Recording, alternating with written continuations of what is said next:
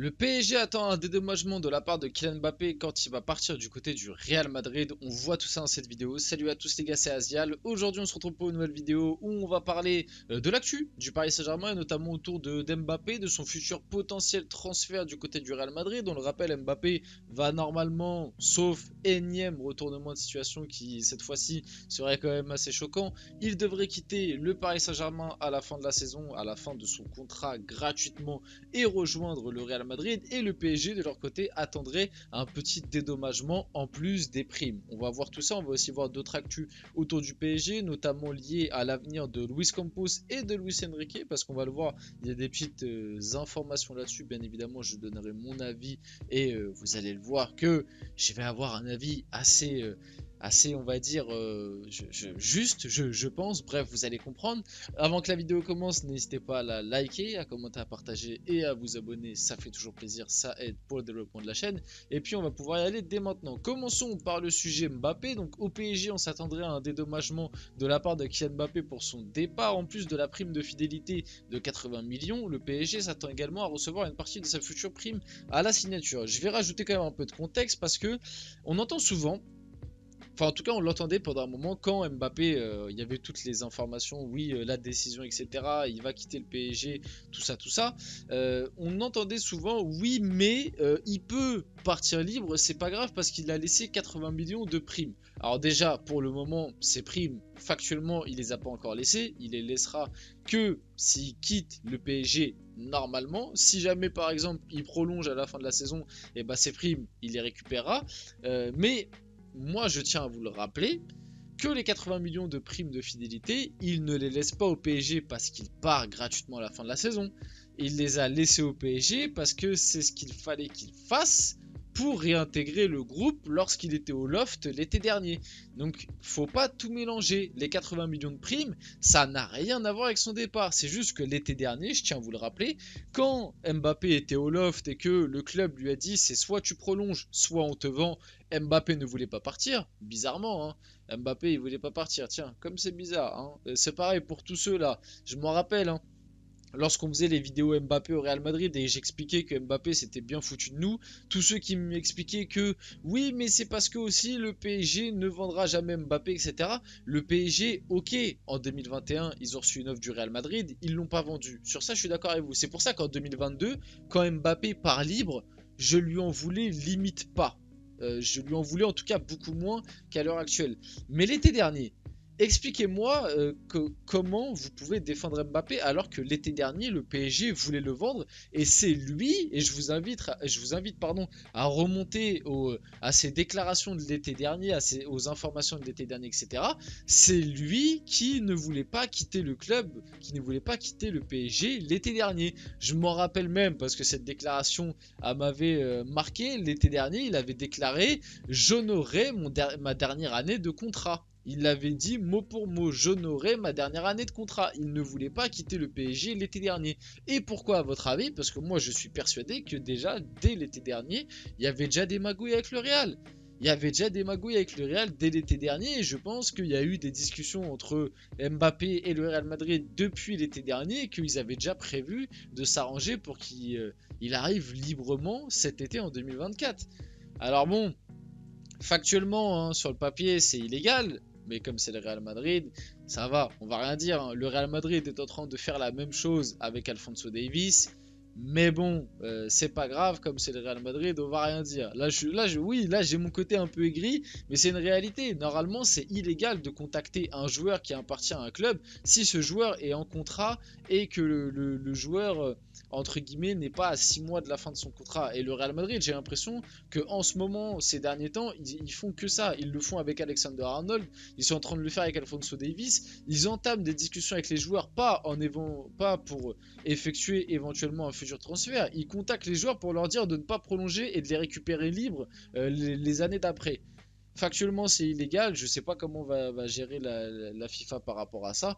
On verra bien. De toute façon, en vrai, c'est pas mes histoires, c'est pas mon argent. Mais juste, voilà, je voulais mettre mon petit côté aigri, ma petite pincée de sel sur le Real Madrid. Ça fait plaisir quand même.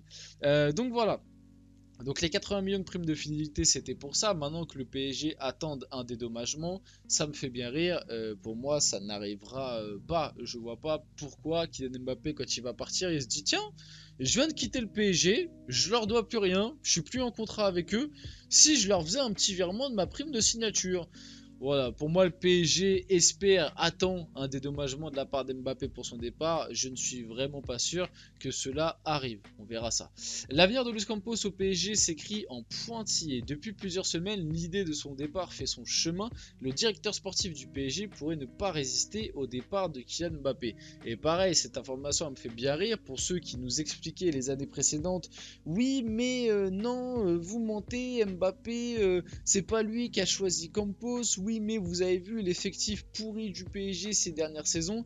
En fait, les gars, Mbappé, lorsqu'il prolonge en 2022, c'est lui qui a ramené Luis Campos.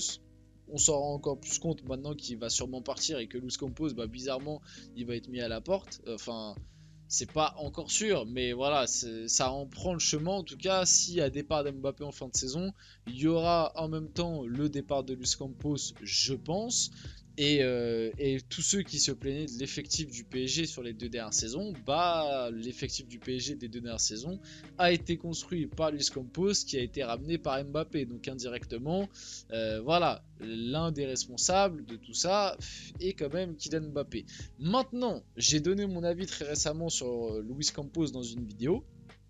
Et je vous expliquais que moi, on incrimine quand même, enfin en tout cas, on charge souvent Luis Campos quand il y a des échecs, mais on ne le dit pas quand il y a des réussites. Et puis surtout, des fois, on le charge pour certains échecs, alors que ce n'est pas forcément Luis Campos qui les a fait, ces échecs-là.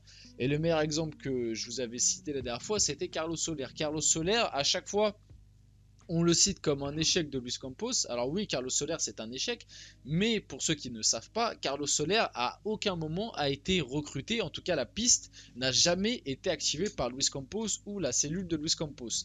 Carlos Soler c'est une piste qui a été activée par Nasser Al-Khelaifi et Antero Henrique. Et pourquoi cette piste a été activée? Parce qu'à l'époque où le PSG signe Carlos Soler, Valence qui tient, on va dire, de bonnes relations avec Nasser Al-Khelaifi, donc les dirigeants de Valence, étaient dans un gros souci économique et du coup le PSG a été chercher Carlos Soler à un prix un peu plus raisonnable, mais et le dossier a été bouclé par Antero Henrique. Mais en aucun cas, c'est quelque chose qui a été fait par Luis Campos. Moi, je vous l'avais dit la dernière fois, Luis Campos, c'est même pas forcément les pistes qu'il active qui me dérangent, c'est-à-dire les Vitinha, les Ugarte, les Gonzalo Ramos, Fabian Ruiz, Asensio l'été dernier.